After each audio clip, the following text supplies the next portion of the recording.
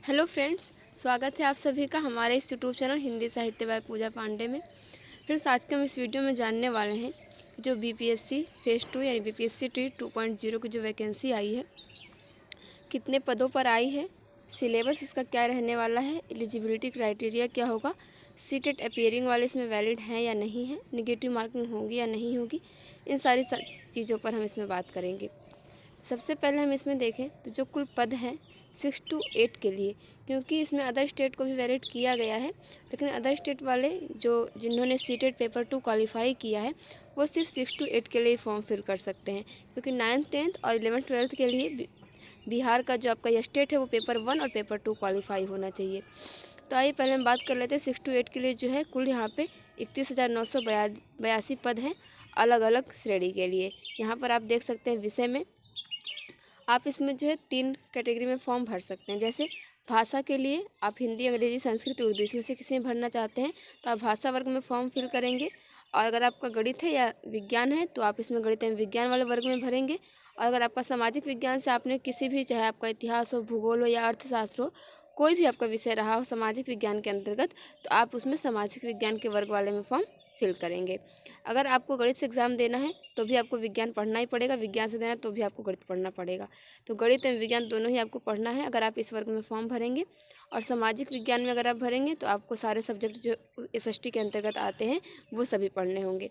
भाषा के अंतर्गत देखें तो आपने जिस भी भाषा का चुनाव किया होगा, ऐसा नहीं कि आपको हिंदी, अंग्रेजी, संस्कृत, उर्दू सब पढ़ना पड़े। आपने जिस भी भाषा का चयन किया होगा, जिस भाषा से आपने स्नातक किया होगा, वही भाषा सिर्फ आपको पढ़नी है। तो आगे विशेष तौर पर हम इसमें बात करेंगे कि हिंदी के लिए हमें कौन कौन सी बुक्स और क्या क्या टॉपिक पढ़ने हैं। फिलहाल हम इतना देख लें कि 6 to 8 के लिए यहाँ पर जो कुल पद हैं वो 31,982 पद हैं। आगे देखते हैं हम यहाँ पे देखिए तो ये अलग अलग जो 9, 10, 11, 12 हैं उन सभी के लिए विषयवार कितने पद हैं वो बताए गए हैं। यहाँ पर जो एलिजिबिलिटी है वो देख लेते हैं। सबसे पहले तो यहाँ पे दिया गया है विद्यालय अध्यापक के पद पर नियुक्ति हेतु जो अनिवार्य अर्हता होगी वो इस प्रकार होगी, भारत का नागरिक हो, यानी आप किसी भी स्टेट से बिलोंग करते हो, अगर आप बीपीएससी का एग्ज़ाम देना चाहते हैं तो आप यहाँ पे फॉर्म फिल कर सकते हैं, भारत का नागरिक हो। दूसरा है कि विद्यालय अध्यापक के पद पर नियुक्ति हेतु राष्ट्रीय अध्यापक शिक्षा परिषद द्वारा समय समय पर निर्धारित शैक्षणिक एवं प्रशिक्षणिक योग्यता, यानी जो आपका सीटेट होता है या बिहार टेट होता है वो वहाँ पे उत्तीर्ण हो। राज्य सरकार अथवा केंद्र सरकार द्वारा समय समय पर आहूत शिक्षक पात्रता परीक्षा में उत्तीर्ण हो। यहाँ पर देखिए इसलिए कहा गया जो सीटेट अपीयरिंग वाले होंगे वो यहाँ पे वैलिड नहीं होंगे, क्योंकि यहाँ पे लिखा गया है उत्तीर्ण हो। राज्य सरकार यानी जो आपका 9th to 10th या 11th 12th उसमें जो बिहार का स्टेट पेपर 1 होगा 9 to 10 के लिए, और 11 12 के लिए बिहार का स्टेट पेपर 2 उत्तीर्ण होना चाहिए, यानी कि क्वालिफाई होना चाहिए। और जो 6 to 8 है उसके लिए या तो आप बिहार टेट पास हो पेपर 2, या तो सीटेट का पेपर 2 क्वालिफाई हो तो भी आप 6 to 8 का फॉर्म फिल कर सकते हैं। आगे यहाँ पर देखिए जो पॉइंट दिया गया उसमें दिया गया है कि मध्य विद्यालय के अध्यापकों के लिए सीटेट पेपर 2 या फिर बिहार बीटेट पेपर 2 क्वालिफाई होना चाहिए, और माध्यमिक के लिए विशेष विद्यालय के अध्यापकों के लिए स्टेट पेपर 1 और उच्च माध्यमिक के लिए स्टेट पेपर 2 क्वालिफाई होना चाहिए। अपीयरिंग वालों का भी यहाँ पे एलिजिबल नहीं किया गया है। आगे देख लेते हैं यहाँ पे जो बीटेट और सीटेट के जो मार्क्स हैं वो दिए गए हैं कि जो सामान्य यानी कि जनरल वाले होंगे उनके लिए 60%, और जो महिला उम्मीदवार होंगे सामान्य कोटि के उनके लिए 55%, और बाकी जो छूट मिलती है आपको जहाँ पे 5% के अलग से बाकी कैटेगरी के लिए वहाँ पे वो छूट यहाँ पे लागू होगी। लेकिन जो अदर स्टेट वाले होंगे कैंडिडेट वो जो है जनरल में ही काउंट किए जाएंगे, तो उनके लिए कोई छूट यहाँ पे नहीं है। आगे देखें हम, जैसा मैंने अभी आपको ऊपर बताया कि 3 पद होंगे, एक गणित एवं विज्ञान अध्यापक के लिए, दूसरा सामाजिक विज्ञान और तीसरा भाषा विद्यालय अध्यापक के लिए। आगे यहाँ पे विषय में जो आप देखें शैक्षणिक योग्यता में दिया है कि या तो आप स्नातक और प्रारंभिक शिक्षा में द्विवर्षीय डिप्लोमा, चाहे किसी भी नाम से जाना जाता है, मतलब चाहे आपने डीएलएड, बीटीसी या बीएड जो भी किया हो आप इसके लिए एलिजिबल हैं, या फिर कम से कम 50% अंकों के साथ आपका स्नातक होना चाहिए या स्नातकोत्तर होना चाहिए, और उसके साथ बीएड होना चाहिए। उसके बाद दूसरा ये है कि न्यूनतम 45% अंकों के साथ स्नातक एवं शिक्षा शास्त्र में 1 वर्षीय स्नातक, जो पहले 1 वर्ष का बीएड होता था, और समय समय पर उसके बाद जो जारी किए गए राष्ट्रीय अध्यापक शिक्षा परिषद मान्यता और मानदंड क्रियाविधि सारे विनियमों के अनुसार प्राप्त किया गया हो। यानी कि अगर आपने स्नातक किया है 45% अंकों के साथ और आपने 1 वर्ष से ये डिप्लोमा किया है बीएड वाला, तो भी आप इसके लिए एलिजिबल होंगे। उसके बाद इसी तरह आगे दिए गए हैं पीडीएफ, जो फ्रेंड्स ने ग्रुप में शेयर किया, व्हाट्सएप ग्रुप में, आप इसे जो है डिटेल्स में पढ़ सकते हैं। आगे बात करें तो हमारा मेन हम सिलेबस को ही देखेंगे, क्योंकि ये सारी चीज़ें तो आपने पहले भी देख ली होंगी लगभग।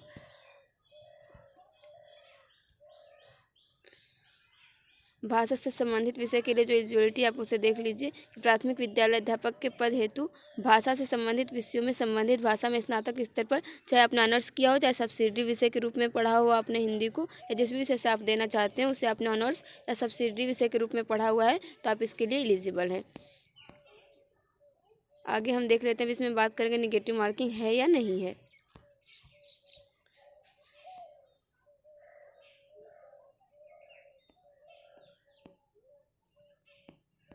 ये सारे आपके विषयवार दिए गए हैं कि कितने पद हैं।